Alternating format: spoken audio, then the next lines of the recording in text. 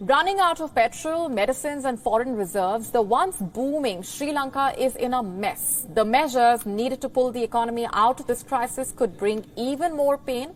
The island country has suspended sovereign debt payments. Ratings agencies are expected to place it in default.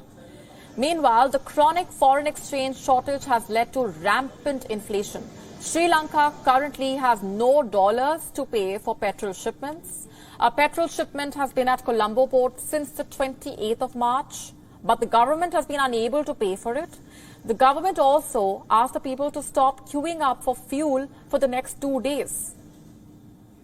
It has secured $160 million in bridge financing from the World Bank, but it was not clear if the funds could be used for fuel payments.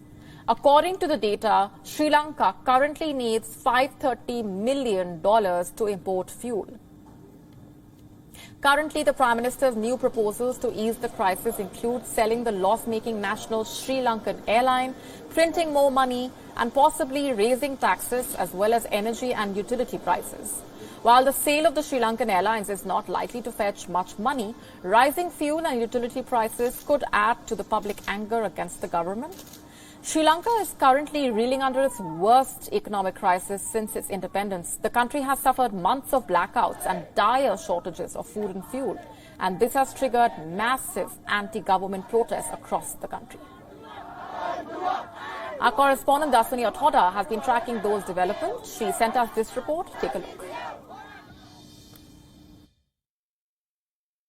Sri Lanka's ongoing fuel crisis took a drastic turn as the energy minister speaking in parliament today confirmed that petrol stocks will not be available for the entire country for the next few days, and some form of hope and returning to normalcy will only commence towards the weekend.